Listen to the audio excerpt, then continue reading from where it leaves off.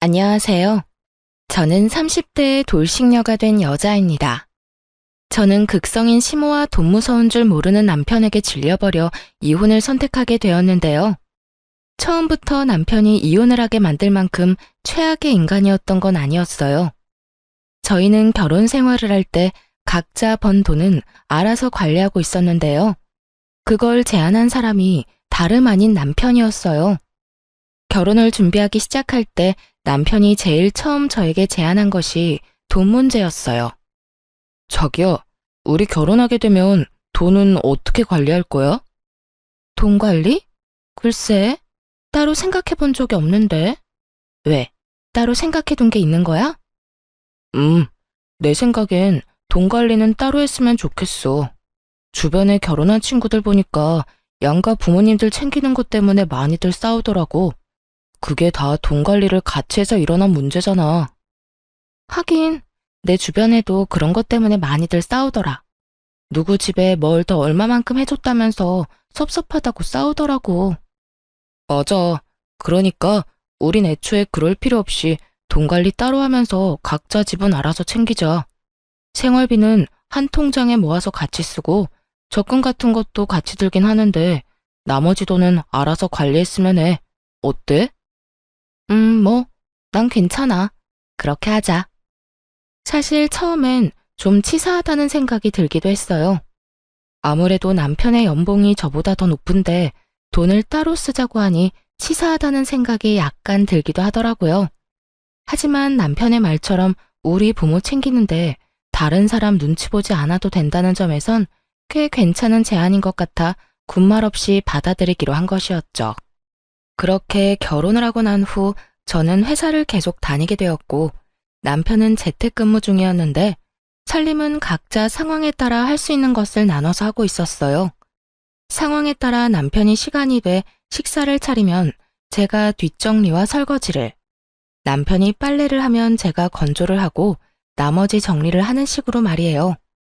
그런 생활이 저희에겐 꽤 합리적이라 생각했는데 시모에겐 그렇지 않은 모양이었어요. 이 사실을 안 시모가 노발대발 화를 내기 시작하더니 결국 극성을 부려 저희 집 근처로 이사까지 와버렸으니까요. 나 이사했다. 너희 집 근처로. 네? 이사요? 언제 이사까지 하셨어요? 지난주에 했어. 마침 근처에 괜찮은 집이 있길래 그냥 급하게 해버렸지. 정리도 다 했으니 와서 뭐 할 필요도 없다. 그런데 내가 우리 아들하고 통화하다 들었는데 우리 아들도 살림 살고 있다는 게 사실이니? 네, 아무래도 저도 회사에 다니니 저 혼자 다 하긴 무리여서요. 그래서 각자 할 수 있는 만큼 나눠서 하고 있어요. 요즘은 맞벌이 해야 먹고 산다고 하니 내가 네가 일하러 다니는 것까진 별말 안 한다마는 아무리 그래도 그렇지 어떻게 남편한테 집안일을 시킬 수가 있어? 우리 아들도 집에서 얼마나 힘들게 일하는데 내가 진짜 우리 아들 청소기 밀고 밥해야 한다는 소리 듣고 얼마나 놀랐으면 그 길로 20년 살던 집을 팔고 이사를 했겠어? 아니 어머님, 그런데 살림이랑 이사랑 무슨 상관이 있을까요? 몰라서 묻니? 내가 가까이 살아야 왔다 갔다 하면서 우리 아들 대신 살림 살아줄 거 아니니? 괜히 기대할까봐 하는 말인데 네 몫은 네가 하거라. 난 딱 우리 아들 몫만 해줄 거야. 이 말을 듣는데 상황이 너무 어이가 없어 말문이 다 막히더라고요. 그 와중에 제 몫은 알아서 하라는 말도 황당하긴 매한가지였고요. 그날 이후 시모는 저희 집으로 가며 살림을 살기 시작했고 그와 동시에 저에게 향하는 잔소리도 시작되었죠. 예, 너는 집에서 음식은 어떻게 해먹니? 냉장고가 왜 이렇게 텅텅 비어 있어? 필요한 거 있으면 그때그때 장을 봐와서 해먹으니까 냉장고가 그득할 일이 잘 없죠. 아무리 그래도 이게 뭐니 이게.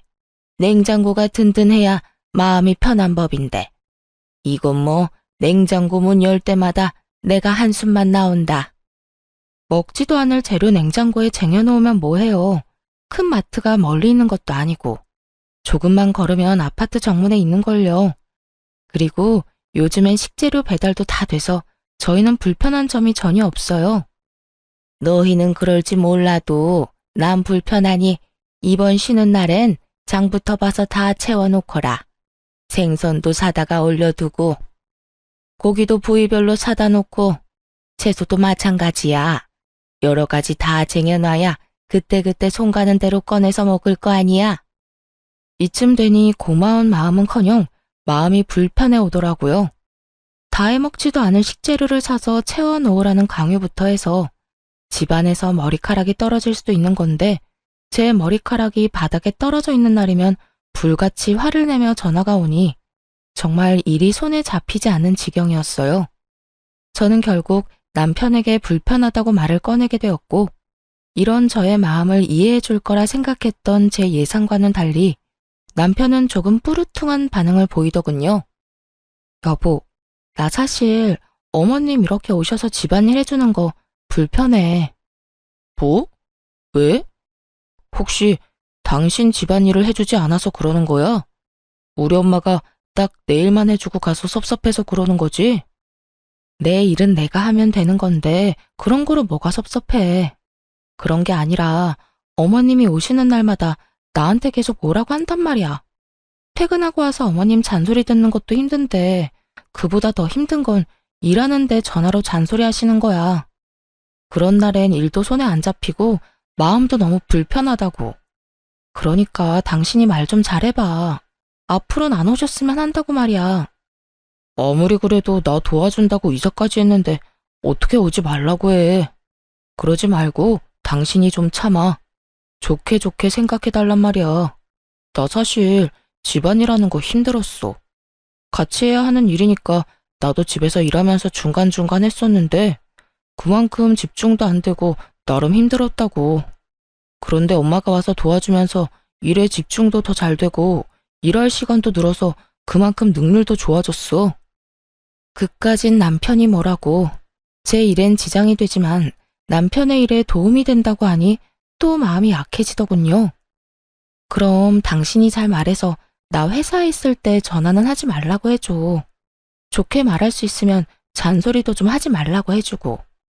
내가 정말 잘못해서 듣는 소리면 나도 그러려니 하겠지만 솔직히 어머님이 나한테 하는 말은 전부 어머님 살림 습관에 우리 살림을 맞추라는 강요에 가깝잖아.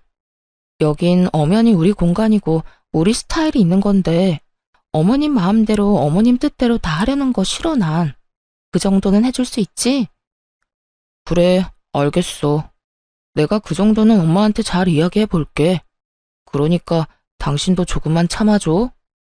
남편은 잘 말하겠다며 호언장담을 했지만 어떻게 뭘 잘 말한 것인지 시모의 잔소리는 더욱 심해져만 가더군요. 시모가 집안일을 돕는다고 해서 저에게 조금이라도 도움이 되었다면 저 역시 심해지는 잔소리를 더 참았겠지만 시모는 남편이 평소에 하던 일 조금과 남편의 밥만 챙길 뿐 저에게 그 어떤 도움도 되지 않았어요. 그러면서 제게 하는 잔소리는 그야말로 일장연설이었죠. 그날은 화장실이 문제였는데 회사에서 바쁘게 일하고 있는데 시모에게 전화가 와 남편이 혼자 쓰는 화장실이 더럽다며 노발대발 화를 내기 시작하더군요. 넌 도대체 집안일을 어떻게 하는 거니? 화장실 청소는 도대체 언제 했길래 저 모양이야? 세제 뿌려서 뜨거운 물로 욕실 싹 씻어내고 물기 없게 말리든 닦아내든 해야 할 거 아니니? 곰팡이 피지 않게 구석구석 칫솔로 잘 씻어내고 말이야. 어머님, 거실 화장실은 남편이 주로 써서 남편이 청소해요. 제가 쓰는 안방 화장실은 제가 씻으면서 매일 정리하고요. 부부끼리 네 화장실 내 화장실이 어딨어? 요즘 애들은 이해가 안 된다 정말. 처음에는 구분 없이 썼는데 남편이 자기가 화장실 오래 쓴다고 아무래도 불편하니까 따로 쓰자고 하더라고요. 그러면서 남편이 각자 쓰는 화장실은 각자 정리하자고 했고요. 넌 네 남편이 시키면 뭐든 다 할 거니? 남편이 화장실 청소 각자 하자고 해도 이렇게 지저분하면 청소라도 좀 해줘야 할 거 아니야. 남편이 저는 거실 화장실엔 발길도 못하게 하는데 제가 더러운지 깨끗한지 어떻게 알겠어요? 그리고 저도 일하랴 집안일 하랴 여러모로 힘들다고 말씀드렸잖아요. 거기에다 요즘은 틈만 나면 어머님이 이렇게 전화하셔서 뭐라고 하시는 바람에 일에 지장도 있다고요. 그러니까 제발 이런 문제로 일하는 시간에 전화하지 말아주세요. 부탁 좀 드릴게요. 저는 그대로 전화를 끊어버렸고 일하는 내내 정말 화가 가라앉지 않더라고요. 그까짓 화장실 청소 좀 해주는 거 어렵지 않습니다. 그런데 시모에게 말했던 대로 거실 화장실엔 아예 발길도 못하게 하는데 제가 그 청결 상태를 어떻게 알고 청소를 해주나요? 그리고 남편 대신 일해준다고 저희 집에 들락날락 하는 사람이 왜 화장실 청소는 저에게 시켜대는 걸까요? 제가 무슨 화장실 청소나 하려고 결혼한 것도 아니고 정말 화가 쉽사리 가라앉지 않더라고요. 전 기분이 상할 대로 상해버린 채로 퇴근을 하게 되었고 집으로 들어서자마자 남편에게 이렇게 말했어요. 당신 화장실 청소 좀 해. 화장실? 웬 화장실? 지금 바빠서 그러는데 바쁜 것만 끝내놓고 할게. 그래놓고 또 잊을 거잖아. 그러지 말고 지금 해. 아, 진짜. 오늘따라 왜 이래? 각자 화장실 청소는 각자 알아서 하기로 했잖아. 그랬지. 그랬는데 어머님이 나한테 오늘 또 전화 왔더라. 당신 화장실이 그렇게나 더러운데 왜 청소 안 해주냐고. 그러니까 당장 청소부터 해. 그리고 내가 다시 한번 말하는데 어머님한테 다신 나 회사에 있을 때 그런 전화 하지 말라고 해줘. 나도 낮에 말했는데 아무래도 내 말을 들으실 것 같지가 않아서 말이야. 남편은 저와 눈도 마주치지 않고 알겠다고 하며 화장실로 가버리더군요. 그런 남편의 모습에서 기분이 나빠졌음을 눈치채지 못한 건 아니었지만 그러거나 말거나 달래주고 싶은 마음도 들지 않더라고요. 제가 조금이라도 잘못했다고 생각되었다면 어떻게 해서든 마음을 풀어주려고 노력했겠지만 그날의 전 잘못한 것이 단 한 가지도 없었으니까요. 그렇게 알게 모르게 작은 신경전이 오가는 사이 어버이날이 다가왔어요. 저희 부모님은 가진 것에 비해 검소한 편이셨는데 집안엔 가전, 가구들이 대부분 짧게는 10년, 길게는 20년씩은 좋게 넘은 것들이었어요. 아무래도 그런 부분들이 신경이 쓰였던 전 쓰지 않고 따로 모아두었던 상여금으로 친정에서 가장 오래된 에어컨을 바꿔주기로 마음먹었고 에어컨을 휴대전화로 고르던 중 그 모습을 남편이 보게 되었어요. 에어컨? 갑자기 에어컨은 왜? 아니, 곧 어버이날이잖아. 친정의 에어컨 작년부터 시원치 않았는데 이 김에 바꿔줄까 해서. 그럼 우리 집은? 우리 집은 뭐 해줄 건데? 황당하더라고요. 애초에 돈 관리를 따로 하며 각자 집은 알아서 챙기자고 한 사람이 누군데 저런 질문을 하니까요.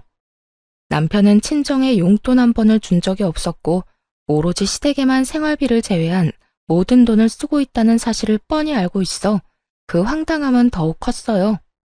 그것뿐만이 아니었어요. 남편이 상여금을 좀 많이 받은 일이 있었는데 그때 그 많은 상여금을 한마디 상의도 없이 시댁 휴가 비용으로 다 써버린 걸 알고 크게 한번 싸운 적도 있었죠. 그때 남편이 저에게 한 말을 아직도 기억해요. 우리 약속했잖아. 생활비만 제외하고 나머지 돈은 알아서 관리하자고. 거기에 상여금도 당연히 포함된 거 아니야? 당신도 상여금 받잖아. 그 상여금을 어디에 어떻게 쓰든 난 상관 안 할 테니까 나한테 뭐라고 좀 하지 마. 다시 한번 말하는데 내 돈은 내 돈이고 당신 돈은 당신 돈이야. 각자 돈으로 효도는 알아서 하자고. 이랬던 사람이 이제 와서 제 상여금으로 시댁을 챙기려고 하니 황당할 수밖에 없는 상황이었죠. 남편은 기대에 찬 눈으로 저를 보고 있었고 전 그런 남편을 한번 흘겨보곤 이렇게 말해주었어요. 잊었어? 각자 돈으로 효도는 알아서 하자며. 이 말도 내가 아닌 당신이 한 말이야. 그래놓고 이제 와서 왜 이래? 그건 당신이 고작 해야 용돈이나 드릴 줄 알고 그랬던 거지. 이렇게 비싼 가전 사주는 줄 알았다면 애초에 그런 말을 했겠어. 그러지 말고 우리 집에도 에어컨 좀 사드리자. 우리 집 에어컨도 오래돼서 시원한 바람도 제대로 안 나온단 말이야. 아니면 에어컨 비용만큼 용돈을 드리든지. 그렇게 주고 싶으면 당신 돈으로 줘. 그 많은 상여금으로 어머님, 아버님 여행 보내드릴 때는 나보고 그렇게 뭐라고 하더니 이제 와서 이러고 싶어? 말이 나왔으니까 하는 말인데 당신 나랑 결혼하고 우리 부모님 용돈이나 준 적 있어? 각자 집 알아서 챙기자는 핑계로 용돈 한 번 준 적도 없으면서 그런 말하기 부끄럽지도 않아? 뭘 그런 것까지 따지고 드냐? 그래, 알겠어. 우리 집은 내 돈으로 내가 알아서 챙길 테니까 나중에 당신 나한테 뭐라고 하지나 마. 왜 이렇게 비싼 거 해줬냐고 따지고 들지나 말라고. 다 알겠으니까 나한테 피해나 주지 마. 나한테 아무 피해 안 주면 내가 왜 뭐라고 하겠어? 그래? 알겠어. 어디 두고 보자. 그렇게 감정이 상해버린 채 저는 친정에만 에어컨을 장만해드리게 되었고 며칠 뒤 시모 역시 생각지도 못했던 고가의 선물을 받았다는 사실을 알게 되었습니다. 그날은 퇴근이 좀 빨랐던 날인데 집에 돌아가니 그때까지 시모가 집에 있더라고요. 들어가자마자 시모가 손에 쥐고 있던 청소기를 제 손에 쥐어주며 청소나 하고 있으라며 자긴 이만 가보겠다고 가방을 챙기더군요. 그런데 시모가 챙긴 그 가방이 1,000만 원 가까이 하는 명품 가방으로 전에는 못 보던 것이었어요. 저는 설마 하는 마음으로 시모의 가방을 멍하니 보고 있자 시모가 흐뭇한 미소를 보이며 이렇게 말하더군요. 네가 봐도 너무 예쁘지 않니? 이번 어버이날 선물로 우리 아들이 사준 선물이란다. 우리 아들 통도 크지? 아빠한텐 명품 재킷, 엄마한텐 명품 가방. 요즘 우리 아들 덕에 내가 밥을 안 먹어도 배가 부르다니까. 그걸 제 남편이 사드렸다고요? 아버님 재킷까지요? 그래. 내 아들이 이번 어버이날 선물로 사줬다니까. 친구들도 그런 효자가 또 없다면서 부러워들 하는데 내가 아주 어깨가 하늘에 닿을 정도라니까. 하여튼 너도 왔으니 나는 이만 가마. 청소기나 좀 돌리려무나.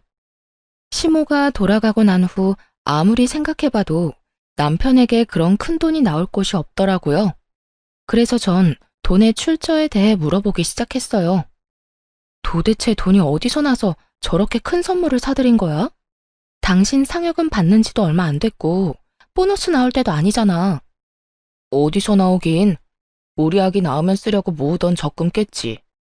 아무렇지도 않게 당연하다는 듯 남편 명의로 했던 함께 모은 적금을 해지했다고 하는데 정말 기가 막히더라고요.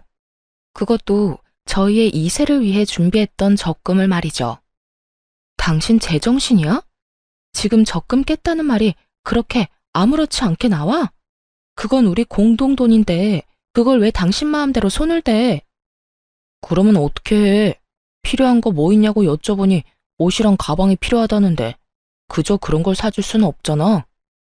그렇다고 우리 아기를 위해 준비한 돈에 손을 대는 건 아니지. 당신이 무슨 자격으로 그것도 상의 한마디도 없이. 내가 왜 자격이 없어? 거기엔 엄연히 내 돈도 절반 들어가 있다고. 당신 돈은 몇백 쓰지도 않았으니까 걱정하지 마. 다 돌려줄 테니까. 진짜 저번부터 당신 진짜 치사한 거 알아? 그거 얼마나 한다고 이 난리인지 모르겠네. 내가 이상한 데 쓴다고 그런 것도 아니고. 부모님께 좋은 선물 좀 사드리겠다고 그런 건데 이게 그렇게까지 화낼 일이야? 남편은 오히려 저에게 더 큰 화를 내고 있었고 그런 남편의 모습에 참을 수 없어 소리를 질러버렸어요. 부모님께 좋은 선물 사드리는 거 좋지. 그런데 그것도 형편껏 능력 되는 선에서 해드려야 하는 거 아니야? 돈도 없으면서 부부 적금을 깨면서까지 선물 사드리는 건 아니지. 그것도 없으면 죽고 못 사는 것도 아니고 옷이랑 가방 사드리려고 아기 적금을 깼다는데 내가 화가 안 나게 생겼어? 그래서 돌려준다잖아. 당신 돈은 땡전 한 푼 안 빼놓고 다시 돌려줄 테니까 그만 좀 뭐라고 해. 적금도 앞으로는 각자 알아서 들기로 하자. 아기 적금도 아기 생기면 들기 시작하든지 하고. 하여튼 그런 걸로 하고 더는 나한테 뭐라고 하지 마. 그래, 내 돈은 한 푼도 빼놓지 말고 그대로 다 돌려주고 당신이 쓰고 남은 돈은 지금 당장 입금해. 그리고 앞으로 더 확실히 당신 돈은 당신 돈, 내 돈은 내 돈으로 딱 선 지켜서 지내보자고. 그래, 나도 바라던 바야. 남편은 끝까지 큰 소리를 쳤고 쓰고 남은 돈을 입금을 해주었지만 남편이 쓴 돈은 결국 돌려주지 않더라고요. 그 후 돈도 돈이지만 남편에 대한 믿음 자체가 사라지고 있었어요. 이토록 대책 없이 시댁만을 챙기는 사람인 줄은 몰랐는데 남편의 이런 모습을 보니 모르긴 몰라도 이제부터가 시작이란 생각을 지울 수가 없더라고요. 그렇게 생각지도 못한 남편의 모습에 고민이 깊어지는 사이 이젠 시모까지 나서서 저를 괴롭히기 시작하더군요. 이때껏 있었던 잔소리들도 가끔 도가 지나치다는 생각이 들 때도 있긴 했지만 참을 만했기에 참았던 것이었어요. 하지만 남편이 도대체 뭐라고 한 것인지 시모의 잔소리와 괴롭힘은 점점 선을 넘고 있었어요. 그날은 퇴근을 한 후 집으로 돌아갔더니 시모가 씩씩거리며 저를 기다리고 있더라고요. 무슨 일로 저렇게까지 화가 났나 하는 마음에 시모의 눈치를 살피며 집으로 들어서니 시모가 득달같이 화를 내며 따지고 들더군요. 여자가 돈 좀 번다고 집에서 큰 소리 치는 거 아니다. 너만 돈 버니? 우리 아들도 돈 벌어. 아니, 갑자기 그게 무슨 말씀이세요? 제가 무슨 큰 소리를 쳐요. 네가 큰 소리 쳤다며. 우리 아들이 너희가 모은 돈으로 우리 선물 좀 사줬다고 노발대발 목에 핏대까지 세워대며 화냈다는 말 다 들었어. 네가 기를 그렇게나 죽여대는데 우리 아들이 어디 바깥 일이나 제대로 하겠니? 어디 하늘 같은 남편을 그깟 돈 때문에 쥐잡듯이 잡아? 혹시나 우리 아들 일 잘못되면 다 네 탓이다. 알겠니? 며칠간 전화가 심하다 싶을 만큼 온다 싶었더니 그 이유가 따로 있었더라고요. 대책만 없는 줄 알았던 남편은 입까지 싼 놈이었고 그새 시모에게 저희가 싸운 이야기를 다 전했던 것이었죠. 웬만하면 모든 상황을 좋게 넘기고 싶어 심하게 대하고 싶지 않았는데 도저히 더는 참으면 안 되겠다 싶더라고요. 그래서 전 시모와 함께 언성을 높이며 하고 싶었던 말을 다 쏟아냈어요. 그러면 제가 참고만 있었어야 했나요? 다른 것도 아닌 저희가 이세가 생기면 저희 아기를 위해 쓸 돈이었어요. 그때 돼서 돈이 없어서 애한테 아끼면서 살고 싶지 않아서 쪼개고 쪼개서 같이 모은 돈이라고요, 그 돈이. 근데 그걸 어머님, 아버님 선물 사줬다고 하는데 제가 가만히 있어야 해요? 가만히 있어야지. 우리 아들이 허튼 데 쓴 것도 아니고 다 우리한테 효도하느라 쓴 돈인데 그걸 가지고 왜 뭐라고 하니? 말이야 바른 말이라고. 생기지도 않은 애보다 낳아준 부모가 먼저 아니야? 부모 좋죠. 그런데 효자 노릇도 그 정도가 있지. 당장 형편도 안 되는데 그런 큰 선물을 했다고 하니 제가 화가 안 나겠어요? 심지어 가방이나 옷이 없다고 죽는 것도 아니고 그저 사치품일 뿐이잖아요. 그러는 네 친정은 에어컨 없으면 죽는다니? 너도 네 친정에 에어컨 해줬다며? 넌 에어컨 살 때 우리 아들한테 물어는 봤니? 시모는 이때다 싶었는지 제가 친정에 사들인 에어컨을 걸고 넘어지더군요. 그 말을 듣는 저는 분노는 더더욱 커져만 가고 있었죠. 어머님, 무언가 크게 잘못 알고 있으신가 본데 그 에어컨은 제가 번 제 돈으로 샀어요. 그 에어컨에 남편 돈은 10원짜리 한 푼도 안 들어갔다고요. 그런데 가방이랑 옷은 아니잖아요. 제 돈도 들어갔을 뿐더러 저한테 한마디 상의도 하지 않았다고요. 애초에 자기 부모 자기가 챙기자고 한 사람도 남편인데 저한테 상의도 하지 않고 그 큰 선물을 같이 든 적금까지 깨면서 샀을 땐 그 정도 잔소리는 먹을 각오하고 샀어야 하는 거 아닌가요? 뭐? 아무리 각자 집은 각자 챙기기로 했어도 네가 이제 우리 집에 시집을 왔으면 우리가 네 부모와 마찬가지인데 네가 시집 와서 우리한테 뭐 해준 게 있니? 기껏해야 명절이나 생일 때 용돈 몇 푼 준 거 말고 큰 선물 준 적도 없잖아. 그냥 우리 아들이 산 선물에 네 성의도 조금 보탰다고 생각하면 너도 나도 좋을 텐데 그걸 트집 잡아서 우리 아들 기나 죽이고 시어미한테 눈 똑바로 뜨고 대들기나 하고. 어머님, 말씀 잘하셨네요. 저는 명절 생신 때 용돈이라도 챙겨드렸죠. 어머님 아들은 저희 부모님한테 이날이 때껏 1,000원짜리 한 장 준 적이 없어요. 그런데 왜 저만 시댁을 챙겨야 하나요? 어머님 같으면 시댁 챙길 마음이 들겠어요? 제 이야기를 들은 시모는 놀란 눈치더군요. 그랬겠죠. 자기 아들이 이날 이때껏 장인어른 장모님께 땡전 한 푼 준 적이 없다는 걸 꿈에도 몰랐을 테니까요. 거기에다 파렴치한 남편과는 달리 저는 예의상 명절이나 생신 때는 용돈이라도 조금씩 챙겨드렸으니 더 할 말이 없는 상황이었죠. 시모는 말없이 남편을 재빠르게 노려보았고 남편은 시모의 눈치를 살피다 그 눈빛을 외면해버리더군요.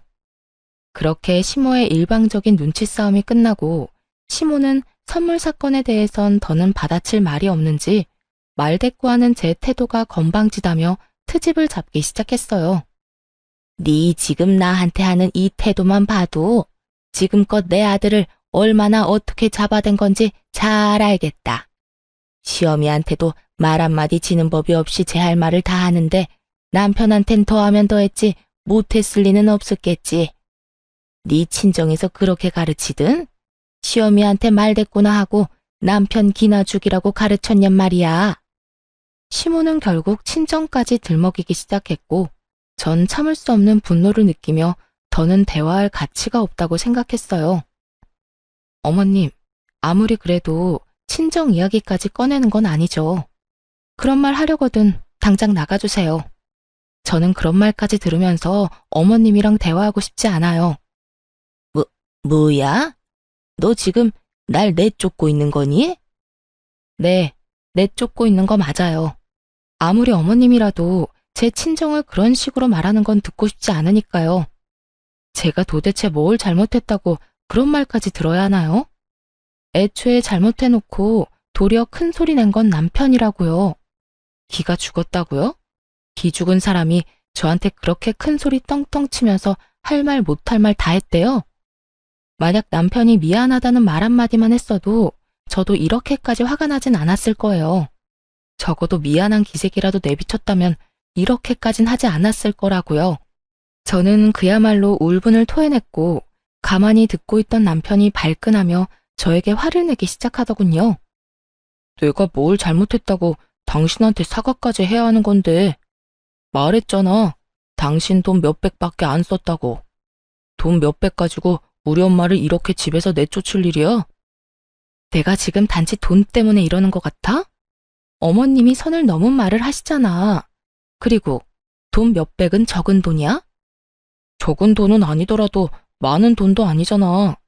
당신이 돈 몇백 없으면 죽는 것도 아니고 그걸로 이렇게 쪼잔하게 굴어야겠어? 그리고 엄마가 못할 말을 한 것도 없는 것 같은데 당신이 너무 예민하게 구는 것 같다고.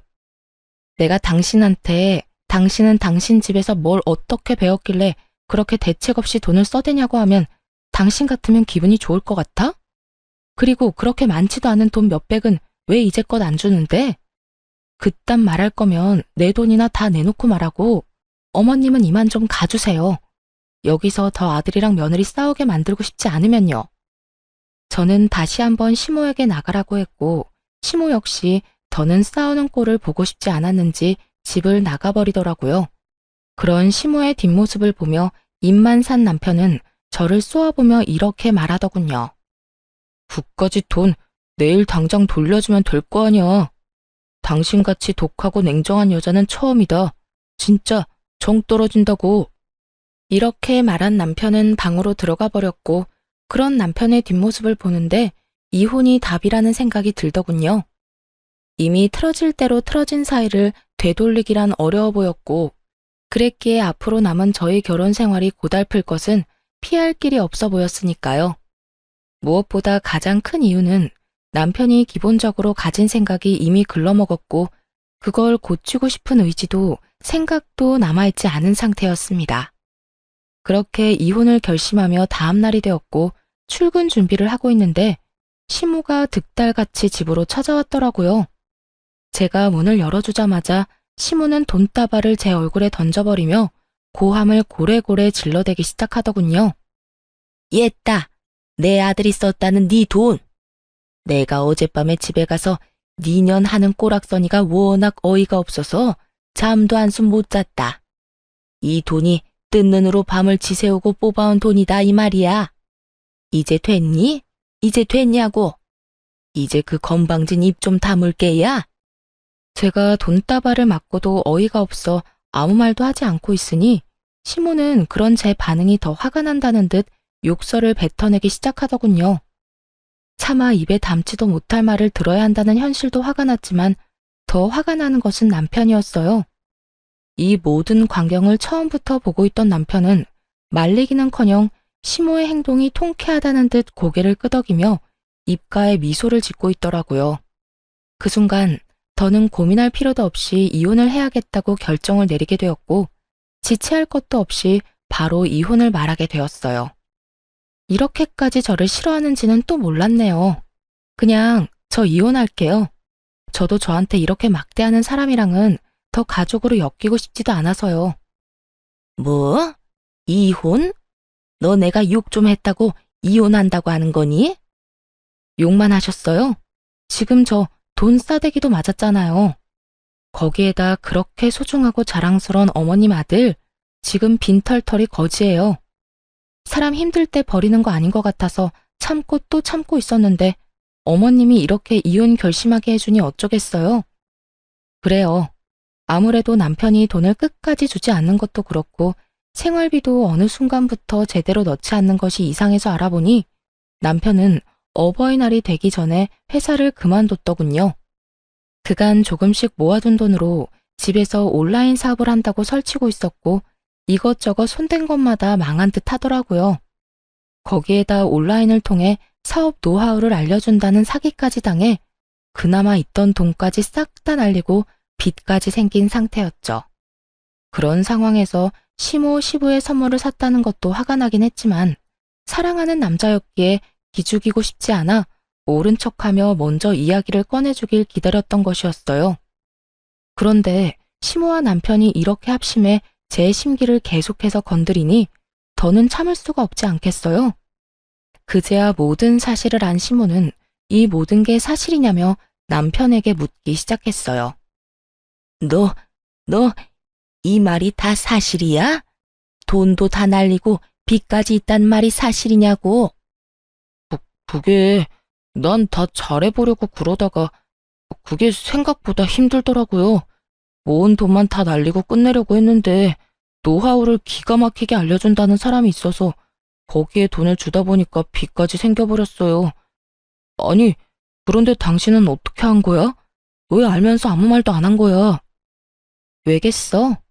당신 엄마 말처럼 기죽이기 싫어서 모른 척 해준 거지. 아, 됐어.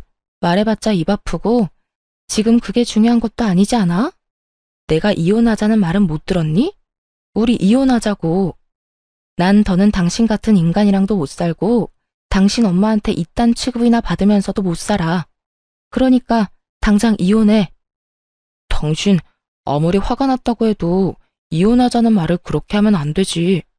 이혼이 장난이야? 이까짓 일로 이혼하게? 넌 지금 이게 장난으로 보여?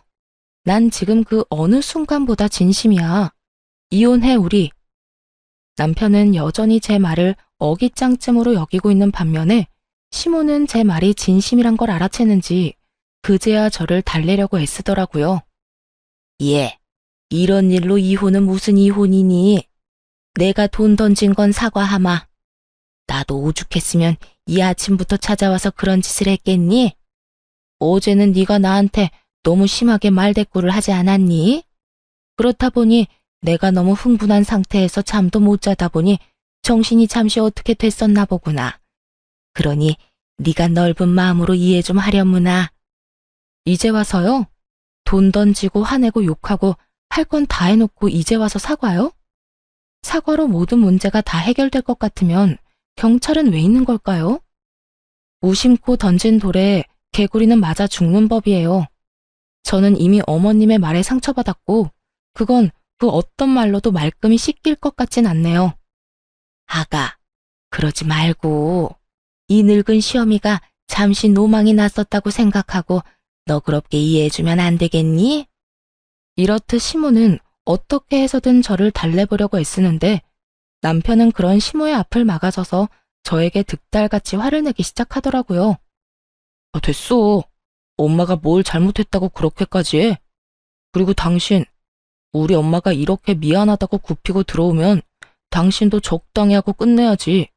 끝까지 고개 빳빳이 들고 이럴 일이야? 적당히 좀 하란 말이야.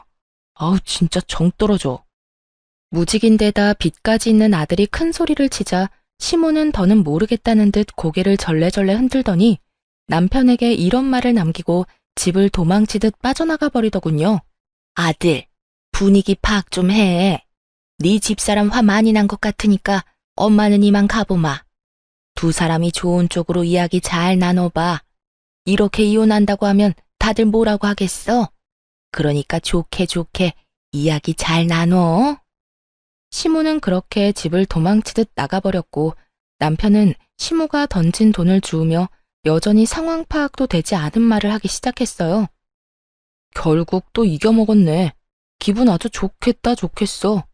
이렇게 돈까지 생기고 말이야. 내가 당신이 화가 많이 난 것 같아서 이 돈까지 주워주는 거야. 세상에 이런 남편이 어디 있냐? 시어머니를 뻑하면 집에서 쫓아내는 와이프한테 땅바닥에 떨어진 돈까지 주워주는 남편이 어디 있냐고. 당신은 나한테 진짜 잘해야 해. 내가 이번에 사업이 좀 잘못되어서 그렇지. 그것만 빼면 나 같은 남편 또 없다고. 눈치가 없는 것도 모자라 큰 착각에 빠져 허우적거리고 있는 남편 놈을 보고 있자니 정말 웃음이 다 나더라고요. 도대체 이런 인간 뭐가 좋다고 이때껏 참고 살았나 싶어 저 스스로가 한심하기도 했고요. 그렇게 여러 가지 생각을 하던 저는 여전히 돈을 줍고 있는 남편을 내려다보며 좀 더 확실하게 말해주었어요. 당신 엄마가 우리 집에서 도망치듯 가는 꼴을 보고도 모르겠니? 나 이혼하자는 말 진심이야. 뭐? 정말 이혼하자고? 이까진 일로? 당신한테는 이까진 일일지는 몰라도 난 아니야.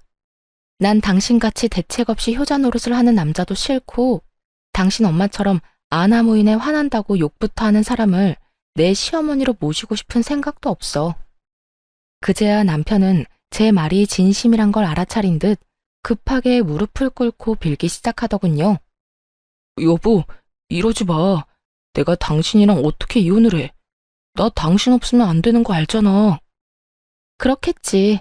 빚은 생겼는데 회사도 그만뒀고 모아둔 돈은 전부 당신 집에 효자 노릇을 한다고 다 써버렸을 테고. 당장 돈 한 푼 없는데 나랑 이혼하면 완전 큰일이겠지. 그런데 어떡하지? 난 당신이랑 이혼한다고 해서 큰일 날 게 하나도 없는데. 그러게 내가 알면서도 다 모르는 척 해줄 때 진작 잘하지 그랬어. 내가 당신을 조금이라도 사랑하고 조금이라도 불쌍하다고 느낄 때 나한테 조금이라도 잘했다면 내 입에선 이혼하자는 말까진 나오지 않았겠지. 여보, 이러지 마. 내가 정말 잘못했어. 아까 당신이 그렇게 당하는데 지켜만 보고 있었던 것도 엄마가 매번 당신한테 잔소리하면서 뭐라고 할 때 당신 편 못 들어준 것도 미안해. 그리고 당신한테 상의 한마디 없이 적금 깬 것도 미안. 정말 다 미안하니까 제발 나 한 번만 용서해주라. 어? 이제서야 그렇게 미안하다고 빈다고 한들 내 마음에 와닿을 것 같아? 그 진심이라곤 하나도 없는 사과 받아줄 생각 없으니까 이혼이나 준비하고 있어. 난 당신이 뭐라고 하든 무조건 이혼할 거니까 말이야. 전 울고불고 하며 매달리는 남편을 뿌리치고 집을 나와버렸어요. 그 후 이혼만은 안 된다고 끝까지 우겨대는 남편 덕에 소송이 진행되었어요. 가정 파탄의 원인이 철저히 남편의 재산 빼돌림과 시모의 낭비벽으로 인해 일어났고 그걸 입증하는 증거를 전부 제출했죠.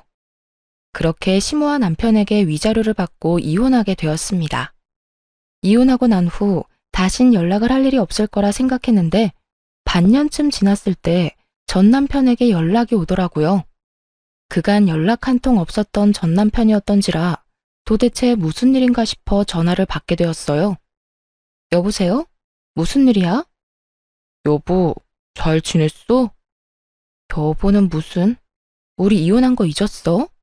내 안부가 갑자기 궁금해서 전화했니? 그게 요즘 너무 힘드니까 당신 생각이 나더라. 왜? 그렇게 효자 노릇이 하고 싶어 안달이더니 막상 같이 사니까 힘든가 보네? 나 너무 힘들어. 당신도 알다시피 당신이랑 이혼하기 전에도 빚이 있었는데 당신한테 위자료 주느라 빚을 더 지게 됐거든. 하루하루 대출금은 갚아나가야 하는데 취업은 잘 안 되고 집에서 프리랜서 일해서 버는 것도 한계가 있고 그래서 엄마한테 가방 좀 팔아서 대출금도 좀 갚고 생활비도 좀 하자고 했는데 엄마가 절대 안 된다면서 난리를 부리더라. 어떻게 된 엄마가 자식이 힘들다는데 그깟 가방이 뭐라고 끌어안고 안 팔려고 하는 건지 이해가 안 돼. 심지어 그거 내 돈으로 사준 가방이잖아. 그랬구나. 당장이라도 전화를 끊어버릴까 하는 마음도 있었지만 무슨 말까지 하려나 싶어 대충 맞장구를 쳐주니 신나서 전시모 욕을 하기 시작하더군요. 오, 나 힘들어. 아니, 말이야 바른 말이라고. 내가 누구 때문에 이혼까지 하게 되고 이렇게 큰 빚까지 지게 됐는데 우리 엄마 정말 너무하지 않아? 엄마뿐인 줄 알아?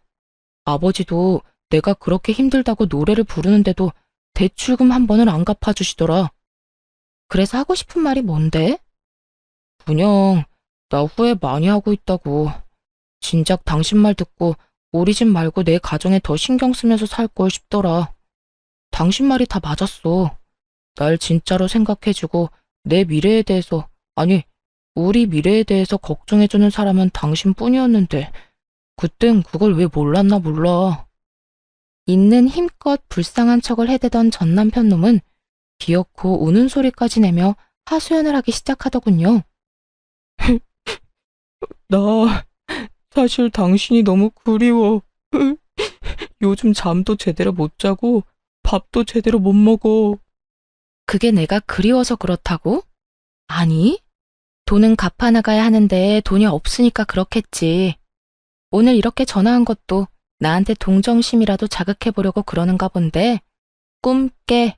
난 당신한테 낭비할 동정심 같은 건 없으니까 말이야. 당신은 정말 내가 불쌍하지도 않아? 내가 이렇게까지 반성하고 있다고 하는데? 전혀 불쌍하지도 않고 당신 말이 진심으로 와닿지도 않아. 전 남편은 금방이라도 제가 전화를 끊어버릴 것만 같았는데 급하게 숨겨둔 진심을 꺼내기 시작하더군요. 듣고만 있어도 소름이 끼쳐오는 더러운 속내를 말이죠. 정말 진심이야. 내 속을 꺼내 보여주고 싶을 만큼 진심이라고. 그러니까 그렇게 부정적으로만 보지 말고 다시 한 번만 잘 봐줘. 나 정말 반성 많이 했고 이제 정말 정신 차렸어. 그래서 하는 말인데 우리 다시 잘해보면 안 될까? 나 당신이 조금만 도와주면 빚도 금방 갚을 수 있고 그렇게만 되면 나 다시 일어나는 건 시간 문제야. 당신도 잘 알다시피 내가 회사 다닐 땐 당신보다 연봉도 높았잖아. 내가 재취업만 되면 이제 내 월급은 당신 다 줄게. 약속할 수 있어. 각서라도 쓰라면 쓸게. 난 네 돈 같은 거 필요도 없으니까 재취업돼서 나보다 연봉 많이 받게 되는 날이 오면 그 돈으로 네 빚이나 똑바로 갚고 살아. 신용불량자나 되지 말고. 빚 갚고 남은 돈으로 네 부모님들한테 다시 효자 노릇도 좀 하고. 여보, 그러지 말고 제발. 나 진짜 반성했다니까. 네 반성 따윈 필요 없으니까 애꿎은 사람 그만 괴롭히고 네 인생 너 혼자 잘 살아. 어디 엄한 사람 엮어서 빚을 갚는데 이용하려고 불쌍한 척이야? 한 번만 더 전화하기만 해봐. 스토커로 확 신고해버릴 거야. 그렇게 전화를 끊어버렸고 그 후론 연락이 오는 일은 없었습니다. 그렇게 있을 때 잘할 것이지 백수된 것도 참아주고 빚쟁이가 된 것도 모른 척 해준 여자를 놓친 것을 한평생 후회하며 살았으면 좋겠다 싶었네요. 저는 잘 지내고 있어요. 그런 일이 있은 지 1년이란 시간이 지났고 결혼을 하며 포기했던 해외 지사 파견 기회가 와 요즘엔 설렘 반 걱정 반으로 시간을 보내고 있어요. 새로운 곳에서 저 혼자 다시 시작해야 한다는 것이 조금 무섭긴 하지만 부모님께서 이참에 잘 됐다며 더 큰 세상에서 더 많은 것을 보고 경험한 후 다시 돌아오라고 응원해 주시더라고요. 그 응원에 힘입어 열심히 적응해 보려고요. 이참에 새로운 곳에서 새로운 출발을 해보는 것도 저에게 좋은 터닝 포인트가 되겠지 하는 생각만 하고 있는 중이랍니다. 이렇게 이혼을 해도 제 인생엔 아무런 문제 없이 더 좋은 기회들이 생겨나는데 그땐 왜 그렇게 참고 살았나 모르겠어요. 지금 생각하면 참 바보 같은 생각인데 이혼을 할 때까지만 해도 이대로 내 인생이 모두 무너져 버리면 어쩌나 하는 걱정이 크더라고요. 하지만 막상 이혼을 하고 나니 이혼녀 딱지쯤이야 별거 아닌 것이었고 제 인생도 무너지지 않더군요. 물론 쉽게 내릴 결정은 절대로 아니지만 그렇다고 해서 이혼이 무서워 그 모진 냉대와 욕설 그리고 무능력하면서도 효자 노릇만 하는 남편을 참고 살 것은 아니었단 생각이 강하게 드는 요즘이네요. 저에게 있어 가장 크고도 높았던 이혼이란 산을 무사히 넘은 만큼 외국에 가서도 밥 굶지 않고 할 말은 다 하면서 잘 살아보려고요. 저 잘해낼 수 있겠죠? 이로써 저의 사연도 끝이 났네요. 긴 이야기였는데도 불구하고 끝까지 함께 해주신 모든 분 감사합니다. 좋은 하루 되세요.